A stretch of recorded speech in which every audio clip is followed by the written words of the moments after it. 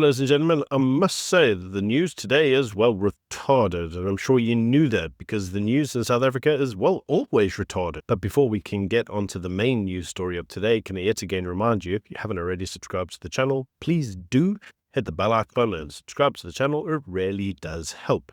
So the first news story I want to talk about is probably the one that some people have been messaging me about, saying, well, aren't you going to comment on it? And that is Donald Trump ended the war in Gaza.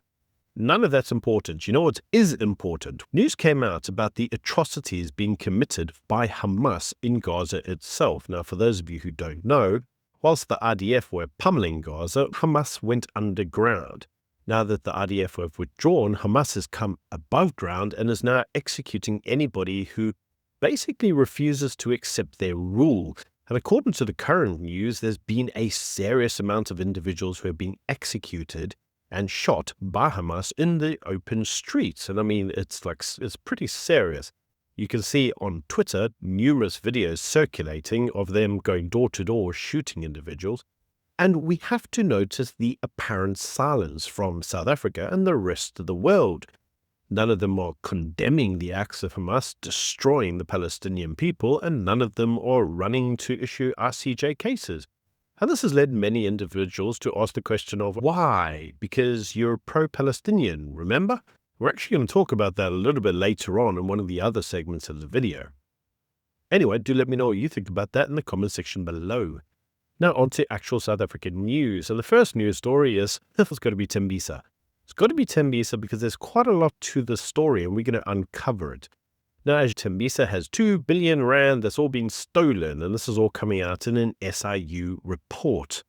Now, Lesotho has finally acted on the report, suspended the health HOD after the flood of revelations came out from the SIU's report, which exposed a network of 9 syndicates that bled over 2 billion rand from Tembisa in just under 2 years. So that's just what they know of in 2 years. Probably more, but anyway, we'll just leave it at 2 billion. Now, the probe links all these individuals to kickbacks worth 122 million, all routed through shell firms, bogus tenders, and emergency procurement. Now, that emergency procurement thing is actually quite important because what it effectively does is it allows various individuals to skirt around and avoid procurement policies. So it means that they can effectively sign off on forms of procurement without actually properly vetting the contracts.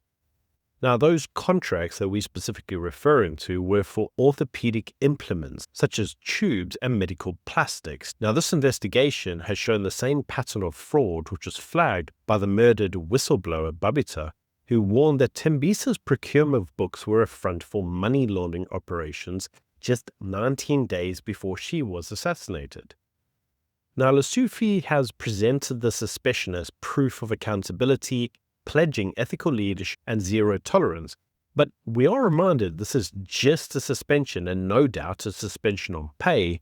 And what we do see in numerous instances is that these people stay on the books for some time, eventually returning to their positions when nobody's looking.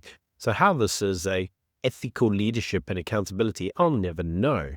Which is why the DA leader, Solly, has said that Lesotho has acted 2 years too late and only because the SIU's report made further denial impossible. And Solly has instead demanded that the entire Gauteng Health Department be placed under administration and subjected to a forensic audit of every contract since 2016.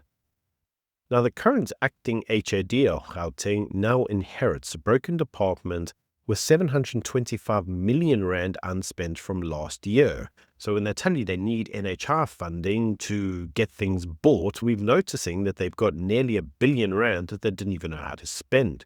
They've got hundreds of vacancies free, and there has been moral collapse in the department itself. So when they tell you that the entire reason the state's medical apparatus is failing is because we don't have the fund like NHI, and that's why we have NHI, to be frank, they're bloody lying.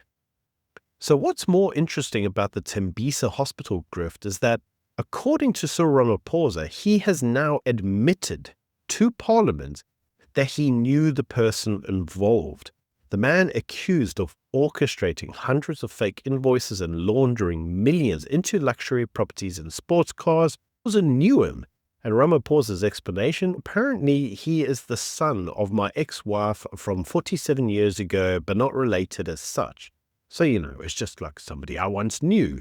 Now, this bizarre defense has raised eyebrows even amongst ANC insiders, who are reminded just how deeply personal networks and political loyalty overlap in the tender economy, with it even involving Ramaphosa himself, because no doubt Ramaphosa's name was highly influential in this individual being granted these tenders in the first place.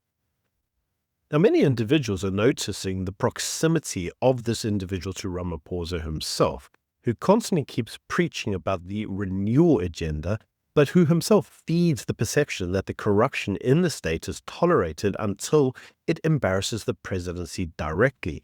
And all of that is true.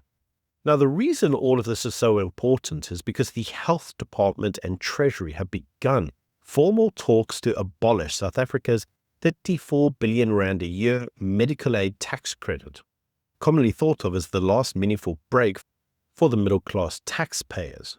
Now, the Deputy DG, Nicholas Crisp, the absolute cretin that he is, the traitor to the state, has told Parliament that the credit will become redundant once the NHI covers everything, calling it a double funding. He says in practice, this means that Treasury wants to redirect private relief, the existing tax credit, into the NHI pool, effectively turning the current medical scheme members into an involuntary funding base for the state system that they tend to create with the NHI. Now, economists warn that this will push private premiums up by around 15 to 25% for the average individual.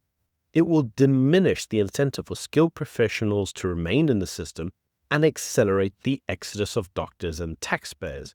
So despite no official costing, rollout time scale, or even a service list, the government presses on with the NHI, framing it as universal equity. And that word equity is basically just a communist bull rubbish to say we're going to have some form of socialism in the healthcare system.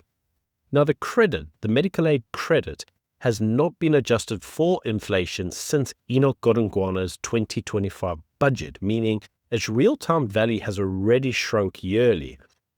Now, the idea behind this was that it was meant to be a form of silent phase-out before formal abolition occurred. And so some critics are calling it an ideological overreach, using the middle-class money to prop up a system that lacks any form of governance, any form of infrastructure, and trust. Now, as we know, there are numerous legal challenges against the NHI, specifically with many arguing that it violates Section 27 of the Constitution by degrading rather than improving access to health care. Now, for me personally, I found Nicholas Crisp to be an absolute hideous individual. We've just talked about all the funds that have been looted by the ANC through Tembisa, how it's even been linked to the president himself through family members. And yet we're still meant to believe that this massive, huge slush fund that the ANC individuals, that the bureaucracy wants to get its hands on, is going to be a good thing. Tembisa is a disgrace. You will go there and die. And yet we are meant to believe that we should trust our money with these cretins. Nicholas Crisp is a traitor to the country. He is a horrid, despicable individual because he knows full well what will happen with these funds and how they will impact every citizen of the state who relies on the medical health care. They can't turn around and say, there's no money, because as we've just seen, in Gauteng, there's nearly R1 billion worth of money sitting there. Now, talking of disasters in the States, as you all know, Trump imposed his 30% tariffs on South Africa. There is some news that apparently, according to the Trade Minister Parks, South Africa is on the verge of a reciprocal tariff agreement with Washington, D.C. Now, that word there, the way that it's described, is really important to understand. Now, you will recall that there were a number of reasons that led to the whole tariffs being imposed in the first place. These can be summarized into 5 easy points. The first was black economic empowerment laws, which the US calls as discriminatory. There was the Afrikaner unaliving narrative that Trump continues to push, I have to use that phrase so as I don't get struck by YouTube yet again. There was the reciprocal tariffs in agriculture imports, there was labor rights enforcement, and South Africa's ties to states like Russia and Iran. Now, Park says that he insists BEE will not be abandoned. He says that it's non-negotiable for social justice, even as many investors say that this ideology has cost South Africa billions in trade preferences around the world. But in any case, despite all of this, according to Trade Parks, there is a potential new agreement in sight. Now, if you listen to any of my commentary that I made on this, the fundamental issue, everything else that Trump says was great, but to a degree it was also a bit of a lie. The real issue that Trump had is the idea that trade tariffs were reciprocal. He said that Washington had given South Africa a number of tax breaks. You could export your goods to America without incurring tariffs, but it wasn't the other way around, and tariffs were still being enforced on many American goods, which is true. So now it would appear that the new agreements will be you drop all the tariffs to the US, and the US will drop its tariffs back. And this is the type of deal that Donald Trump is going around the world and attempting to get. So it does look like he may have actually got that very agreement for South Africa itself. Now, talking of Russia, because as Russia and South Africa's involvement with Russia was one of the key points of contention, Bloomberg revealed that a laser rangefinder had been built by a Pretoria-based manufacturer and has now been discovered in Russian suicide drones striking Ukrainian cities. Now, the actual manufacturer of these sensors says that the SF-20 sensors are civilian products used for mining, driverless cars, and wildlife monitoring, and blames unscrupulous resellers for selling South African-based technology to the Russians for the Russians to use in their war. Now, the National Convention's Arm Control Center confirms that the company is not listed for dual-use exports, which has prompted a full investigation into it. Now, the discovery itself embarrasses South Africa yet again because we are already under fire for our joint naval drills with Russia, and as we've already had allegations of supplying Russia with weapons via Lady R, and most recently, the sanctioned plane that arrived in South Africa. And here we have a rangefinder, South African tech, being found in suicide drones being used by Russia. That's not a good look, is it? And I'm sure Cyril will say, because what else would he be? Now, for Washington, the incident confirms suspicions that South Africa cannot be trusted as a neutral actor, and this will complicate all forms of trade talks going forward and any forms of defense partnerships that South Africa may have with the US. Now, investors into the tech company said that they are profoundly disturbed by the finding, with the private equity investors themselves concerned about what the potential reputational risks to them could be by the discovery. So do let me know what you think of that in the comments section below. And on to the very final news story. And it's a news story that I myself found myself to be thoroughly unsurprised with. This is the death of the previous French ambassador who was found dead in Paris after reportedly having jumped from the 22nd floor. Now, for those of you who don't recall, I suggested that I thought in my own little head, because I must be a right-wing conspiracy theorist, I thought that it may have been an assassination attempt, although all the news says that it was apparently suicide. Very interestingly, Becky Seller, remember him? He was the police minister. He's openly said that he doubts the suicide theory, and he's asked South African detectives to travel to France in order to uncover the truth. Now, some insiders in the ANC have warned of disinformation mills and suggested that rumors were being weaponized against the parties, with the brother of the deceased having told mourners at their funeral that only God knows what happened truly.